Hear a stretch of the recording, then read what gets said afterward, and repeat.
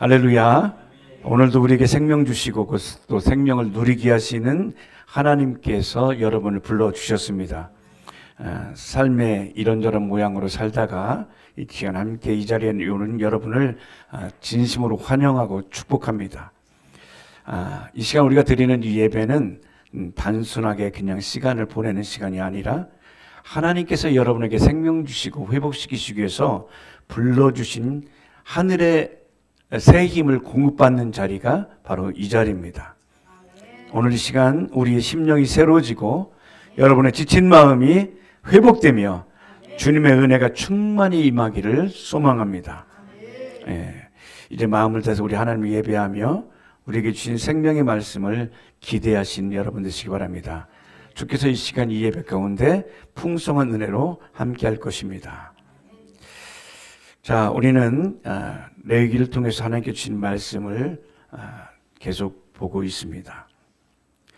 자, 우리 지난주에는 하나님께서 주신 그 불, 그리고 하나님께서 원치 않는 불, 그 불을, 다른 불을 들이다가 죽게 되는 그 사건들을 통해서 우리에게 정말 내 불이, 이 불이 하나님께서 원하시는 복된 불인지 아니면 왜곡된 불이라면 그 불을 대신 다시 하나님의 불을 잡는 그런 시간들이었습니다.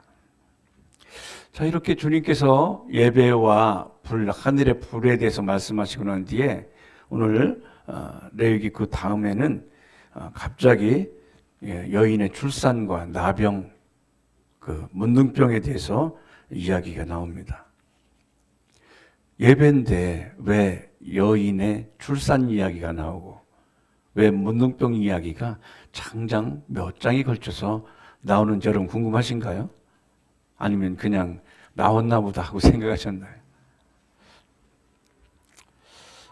제사 다음에 왜 갑자기 출산과 나병에 나오는지 이 결론부터 말씀드리면 제사는 우리의 죄 문제를 해결하지만 그러나 삶 전체의 부정한 상태까지는 해결해 주지 않습니다. 그러니까 제사는 하나님께 올 수 있는 길이라면 우리가 여기서 서울 가는 길, 여기서 어디 부산 가는 길에 그 표지판을 바탕에서 부산에 가지는 것은 아닙니다. 가기 위한 여정이 또 시작되어야 됩니다. 그래서 레위기 전체 중에 1장부터 7장까지는 제사법, 우리 잘 아는 번제, 소제, 화목제, 속죄제, 속건제, 그리스도께서 그 일을 어떻게 이루어 놓으셨고 우리 생명 받을 수 있는 제사의 길을 열어 놓으셨네. 그리고 8장부터 10장까지는 첫 번째 제사를 드릴 때 제사를 실패하게 되는 나답과 아비유의 실패에 대해서 나왔고 오늘 11장부터 15장까지는 부정과 정결, 정결과 부정, 음식, 출산, 나병에 대해서 이렇게 쭉 기록해 놓았습니다. 자, 성경에는 왜 하나님께서 제사를 가리킨 다음에 왜 부정 이야기를 하시는가? 저는 궁금했습니다. 오늘 하나님께서 이 말씀을 주신 의도는 제사를 안다고 해서 너희 삶이 항상 나에게 올 수 있는 하나님의 생명을 받으시는 준비된 상태는 아닐 수 있다라는 것입니다.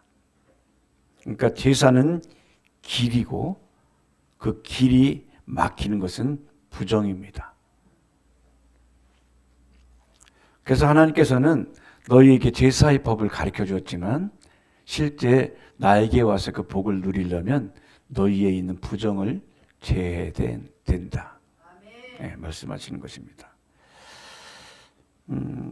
우리에게 삶에 이렇게 부정은 거룩을 막는 거거든요.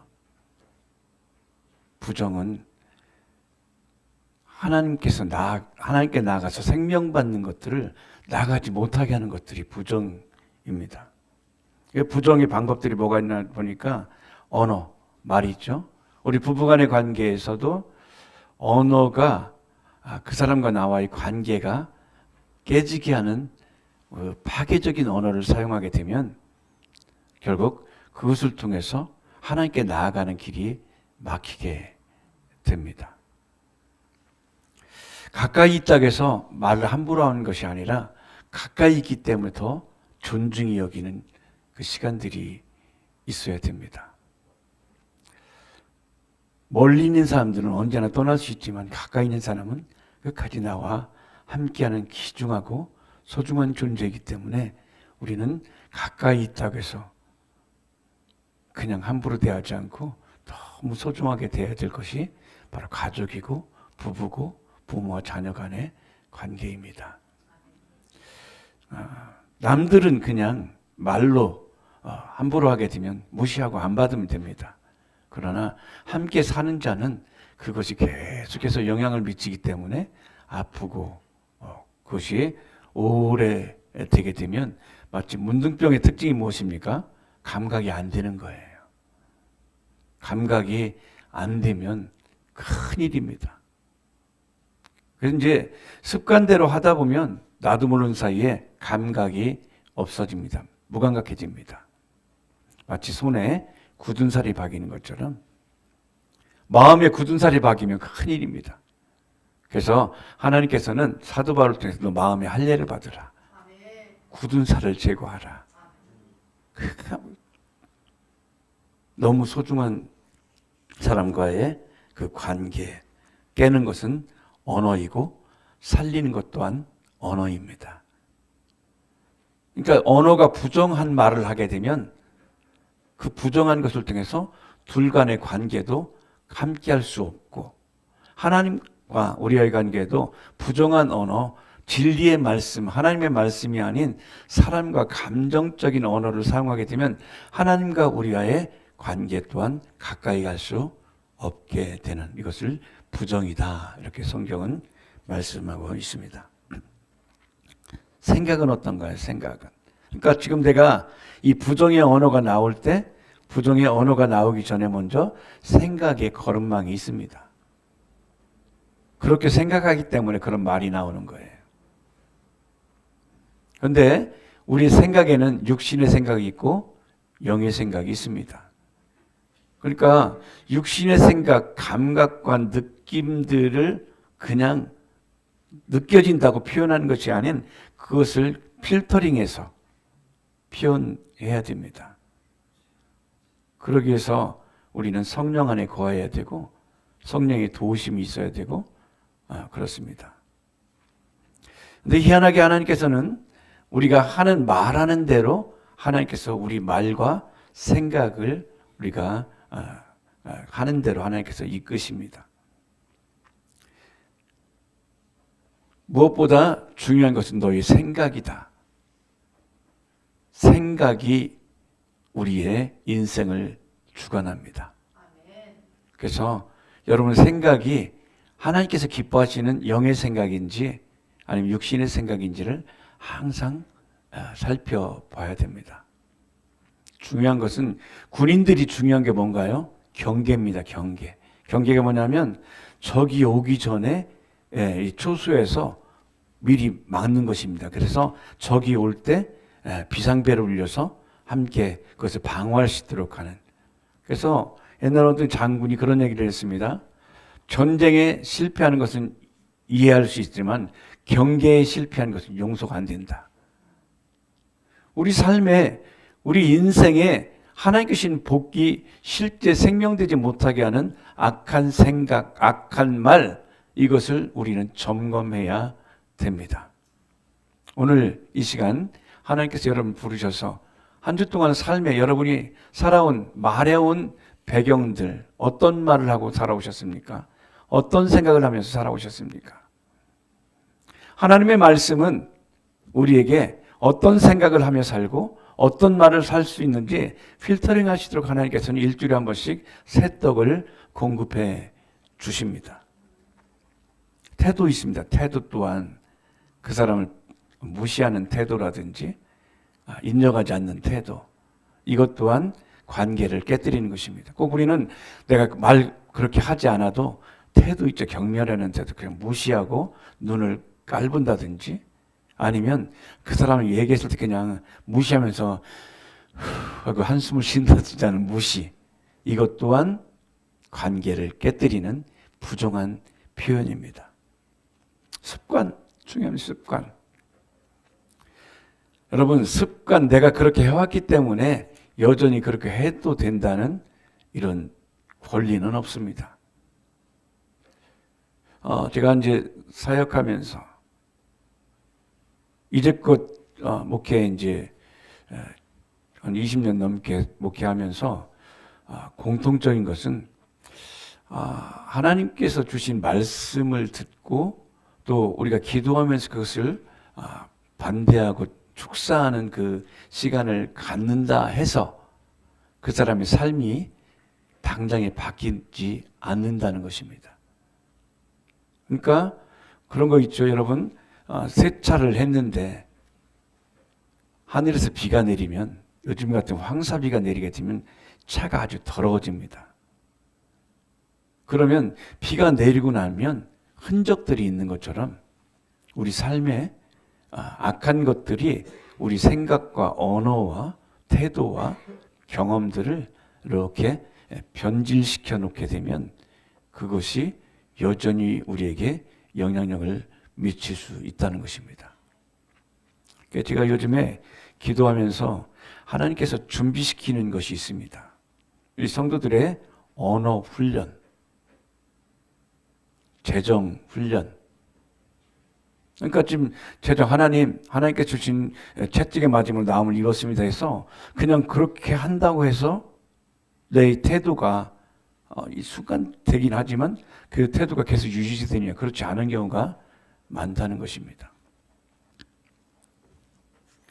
그래서 오늘 그 레위기 11장, 12장, 13장 여기에는 제일 먼저 나오는 것이 여인의 정결, 산후 정결에 대해서 나옵니다. 저는 여기에 보면 11장에 보면 산모가 아들을 낳으면 40일 동안 부정할 것이요, 딸을 낳으면 80일 동안 부정할 것이요. 여러분, 아들 낳으면 40일 동안 부정하고 딸 낳으면 80일 동안 부정하다는 의미를 들었을 때 어떤 생각이 드시나요, 여러분?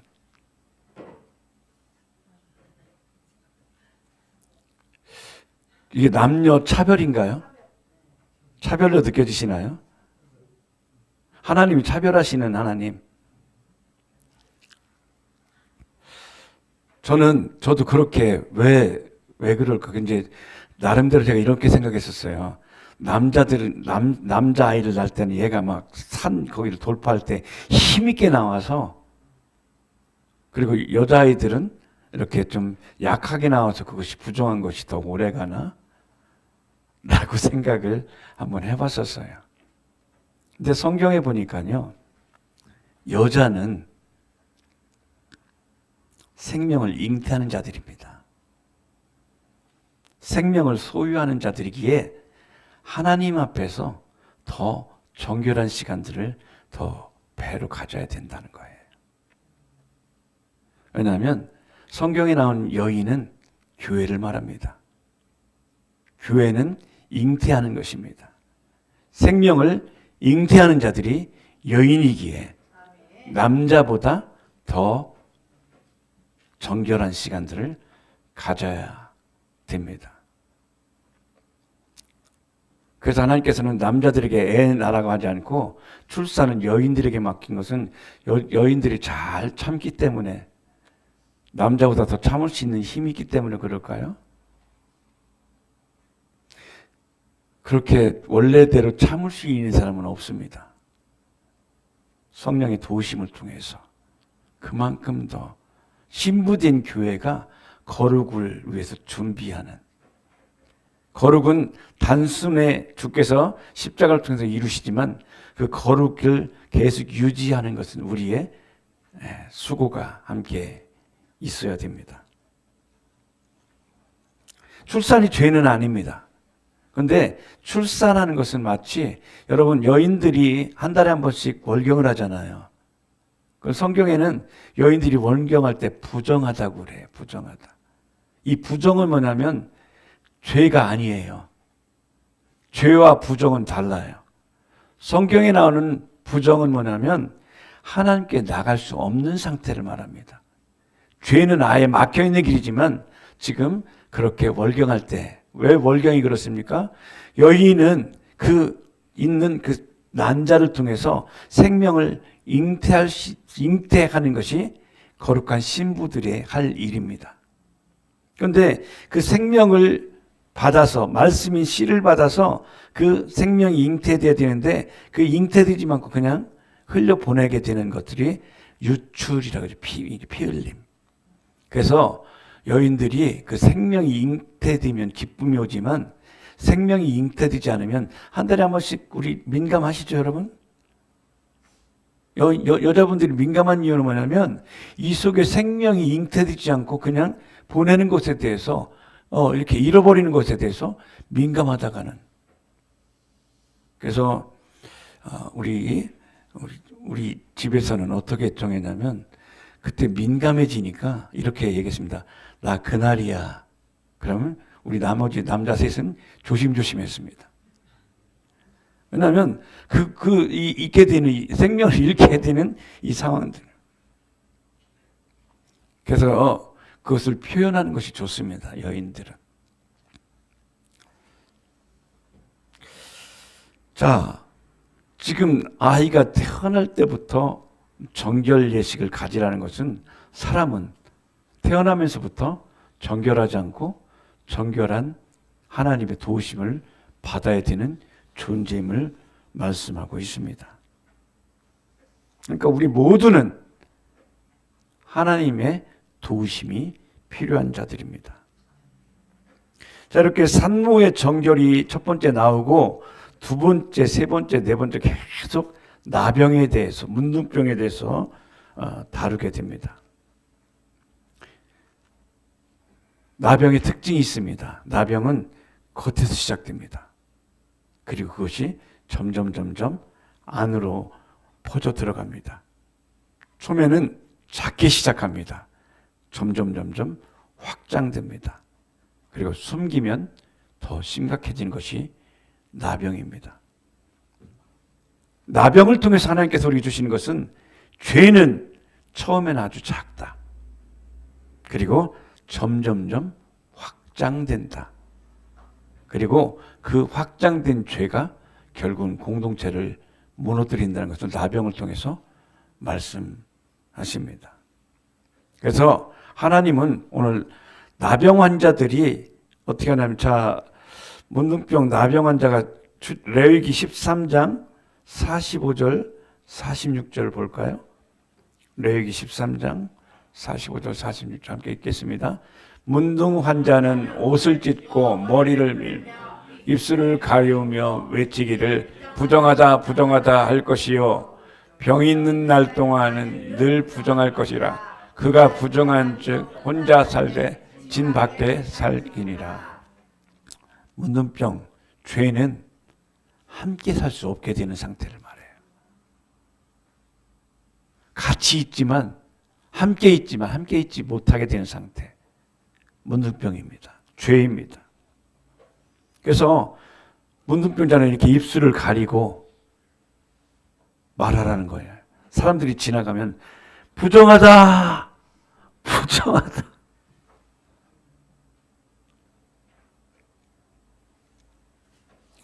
다시 말하면 하나님은 너희 부정은 반드시 겉으로 표현되어야 된다. 숨기지 말아라.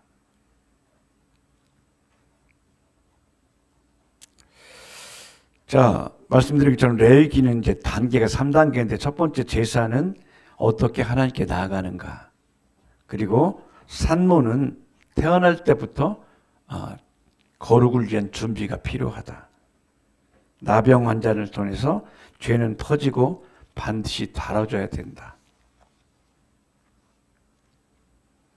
이렇게 말씀하고 있죠. 그러니까 레위기 여러분 레위기 읽을 때 재밌던가요? 옛날에 저희 신학교 다닐 때 이런 얘기 있었어요. 잠안 오면 레위기 읽어라.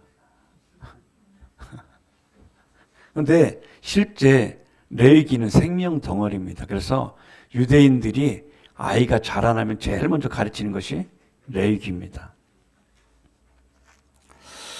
자, 지금 우리는 원치 않지만 뭔가 좀 이렇게 막힌 것이 있고 또 해결되지 않는 그런 찝찝함 같은 것들이 있습니다. 그때 우리는 질문해야 될 것이 있죠. 사람들 속에 있지만 난 늘 외로워 하는 생각이 드는 것은 뭔가 막힌 것이 있는 것이고, 교회 안에 있지만 왠지 하나님과는 먼 것 같아. 겉으로는 괜찮지만 속은 무너진 것 같은 자가 혹시 있습니까? 오늘 이 상태는 하나님으로부터 분리되어 있는 외적 증거입니다. 부정하다 하는 의미는 탐해. 한번 히브리 한번 해볼까요? 탐해. 탐해는 뭐냐면 부정하다. 더럽다가 아닙니다. 하나님께 나갈 수 없는 상태. 여러분 그렇잖아요. 내가 뭔가 좀 하나님께 안 나가질 때가 있잖아요. 더 깊어지고 밀접해지고 싶으면 안 되는 상태. 그것이 탐해예요. 탐해.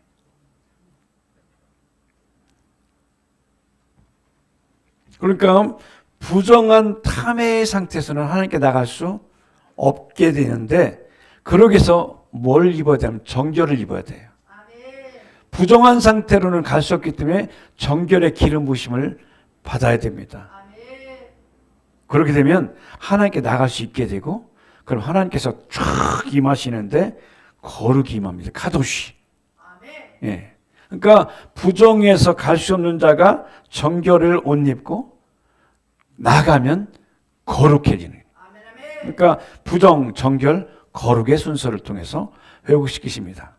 제가 오늘 이 말씀을 준비하면서 오늘 오시는 성도님들 한 사람도 예외 없이 부정에서 정결로, 정결에서 거룩의 기름을 부으셔서 살리십시오. 회복시키십시오. 예외 없이 주님 회복시키시를 원하고, 분명히 주님께서 그 마음을 주신 대로 여러분을 회복시킬 줄 믿습니다. 생기게 할 줄 믿습니다. 자, 오늘 보니까 어때요? 그렇게 거룩하지 못하고 정결하지 못한 부정한 자는 진 밖으로 나갔어요. 함께하지 못하는 거예요. 그러니까 문둥병자는 공동체에서 끊어지고 예배 드릴 수 없게 되는 상태가 되고, 그러니까 지금 내가 지금 이렇게 뭔가 좀 막히면 예배 자리에 와 있어도 예배 드려지지 않아요. 그냥 와 있을 수 있어요. 그렇기 때문에 지금 나는 부정합니다. 나는 주님의 도움이 필요합니다라는 그 외침에 작은 외침 하나라도 있으면 하나님께서 그 외침을 들으시고 회복시키실 것입니다. 부정하다 이것은 뭐냐면 나로서는 스스로 깨끗할 수 없습니다. 나는 내 힘으로는 하나님께 가까이 갈 수 없습니다. 이런 고백인 것이죠. 그런데 우리에게 기쁨의 복음의 소식이 있습니다. 우리가 문둥병과 같이 하나님께 나갈 수 없습니다. 그래서 진 밖에 분리되어 있을 때 하나님께서는 너 이쪽으로 와라 하지 않고 주님께서 우리를 찾아오십니다. 히브리서 13장 12절 보겠습니다. 히브리서 13장 12절 함께 읽습니다. 그러므로 예수도 자기의 피로써 백성을 거룩하게 하려고 성문 밖에서 고난을 받으셨느니라. 아멘. 예수님께서 진 밖으로 나가셨어요. 우리는 정결하지 못해서 쫓겨났지만 예수님은 스스로 우리 쫓겨난 그 자리로 찾아오셨습니다. 오늘 여러분 혹여나 지금 마음이 외롭고 슬프고 뭔가 좀 소망이 보이지 않는 그런 진 밖에 있는 자라면 오늘 주님께서 여러분을 찾아오셔서 수고하고 무거운 자야.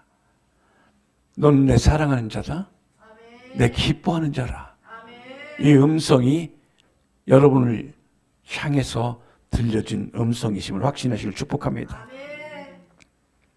그러니까 예수님께서 진 밖으로 나가셨다는 것은 십자가를 졌다는 의미인데, 내가 할 수 없는 영역을 주님께서 바꾸기 위해서 소외되고 함께했으면 그 자리를 함께하고 회복되고 온전케 되는 자리를 위해서 주님께서 십자가를 지신 것입니다. 십자가는 자리를 바꾸는 것입니다. 내가 있어야 될 자리에 예수님이 가시고 내가 예수님의 자리로 들어가는 것이 십자가입니다. 여러분, 십자가 곧 진 밖에서 우리는 이렇게 외칩니다. 부정하다, 부정하다. 그런데 우리를 위해서 십자가에 달리신 예수님께서는 부정하다, 부정하다를 이렇게 외치십니다. 다 이루었다. 너의 병을 내가 치료했다. 너의 연약함을 해결했다. 용서했고 회복됐고 완성되었다. 바로 이 부정이 변하여 거룩과 의롭게 된 변화가 십자가입니다. 우리가 외쳐야 될 부정을 예수님이 대신 담당하시고 선포하셨습니다. 이렇게 밖에 있는 우리를 향해서 성경은 뭐라고 하냐면 너희는 거룩한 신부라. 따라합시다. 나는 거룩한 신부입니다. 아멘. 그렇다면 신부는 어떻게 살아야 될까요? 신부는 생명을 품는 자입니다. 생명을 품고 생명을 나타내는 자가 신부입니다. 그래서 신부에게는 시간이 필요합니다. 그래서 남편 된 자들은 신부가 거룩하게 될 수 있도록 기다려줘야 되고 보살펴줘야 되고 이 신부가 영적 생명을 잉태하는 자들, 교회를 말하죠.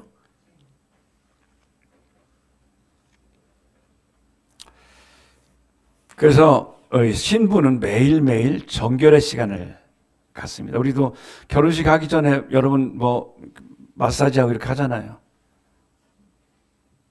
왜 그런가요? 신랑을 맞이하기 위해서. 그래서 우리는 거룩한 신부는 매일매일 정결의 시간을 가져야 됩니다. 말씀과 기도를 통해서. 그리고 나의 삶의 상태의 점검을 계속하는 것을 통해서. 그리고 문제가 생기면 즉시 회개하는 것입니다. 미루지 말고. 그리고 아까 처음에 초두에 말씀드린 것처럼 구별된 삶을 살아라. 말을 저주와 짜증이 아닌 축복의 언어로 바꾸는 것입니다. 신부는 축복하는 사람입니다. 생각을 짜증과 불평이 아닌 감사의 생각으로 바꾸는 것입니다.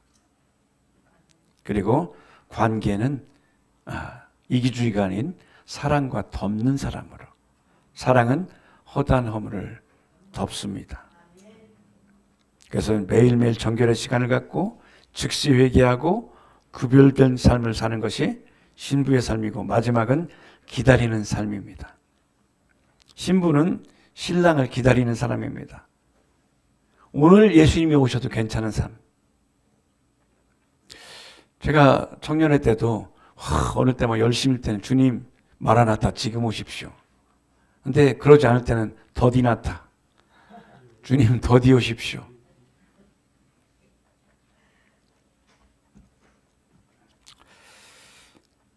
자, 우리가 문둥병이 걸려서 밖에 갔을 때 예수님께서는 찾아오셔서 그냥 함께 할 정도가 아니라 이렇게 행하셨습니다. 자, 마가복음 10장 40절부터 보겠습니다. 마가복음 10장 40절. 내 좌우편에 앉은 것은 나의 줄 것이 아니라 누구를 위하여 예비되었는지 그들이 얻을 것이니라. 열 제자가 듣고 야고보와 요한에 대하여 분이 여기거늘 예수께서 불러다가 이르시되 이방인의 소위 집권자들이 저희를 임의로 주관하고 그 대인들이 저희에게 권세를 부린 줄 너희가 알거니와 너희 중에는 그렇지 아니하니 너희 중에 누구든지 크고자 하는 자는 너희를 섬기는 자가 되고 너희 중에 누구든지 으뜸이 되고자 하는 자는 모든 사람이 종이 되어야 하리라. 인자의 온 것은 섬김을 받으려 함이 아니라 도리어 섬기려 하고 자기 목숨을 많은 사람의 대속물로 주려 함이니라. 아멘. 그러니까 대속물로 주시기 위해서 문둥병인 그 무감각한 것들을 가져가셨어요. 그래서 여러분이 성령 안에 계시면 감각이 살아나기 시작을 합니다. 주님께서는 부정하다가는 우리들 향해서 이제는 더 이상 부정하지 않다. 너는 정결하다. 정결하다. 여러분, 내가 생각하는 부정이 내가 아니라 주님께서 말씀하신 내가 나입니다. 그 주님께서 말씀하시자 너는 정결하다. 다 이뤘도다. 다 갚았다. 너희는 정결하다. 너는 버려진 존재가 아니라 나에게 만짐바당한 자다. 오늘 예수님은 우리의 더러움을 피하지 않으시고 우리를 생명으로 덮기 위해서 이 시간 오셨습니다. 자, 부정하다, 부정하다 외칠 때 주님께서 그 부정을 덮으시고 꺾으시고 새롭게 하셨죠. 그러니까 오늘 말씀 제목이 뭐예요? 부정하다 외칠 때 시작되는 은혜. 그 은혜가 여러분에게 와 있습니다. 이것은 내 느낌이 아니라 주께서 말씀하신 것에서 시작되니 이것을 믿음으로 취하십시오. 믿음은 느낌이 아닙니다. 믿음은 선택입니다. 구원은 느낌이 아닙니다. 구원은 선택입니다. 행복은 느낌이 아닙니다. 행복은 선택입니다. 하나님께서 신명기에 말씀하시죠. 너희 앞에 생명과 화와 복과 저주와 너희 앞에 같이 깔려 있는데 너희는 행복하기 위해서 생명을 선택하라. 생명을 선택하라. 믿음을 선택하라. 소중함을 선택하라. 언약을 선택하라. 그것을 계속 취하는 여러분 되어서 영광 가운데 정말 하나님께 주시기 원하는 에덴의 기쁨이 회복되길 주의 이름으로 축복합니다.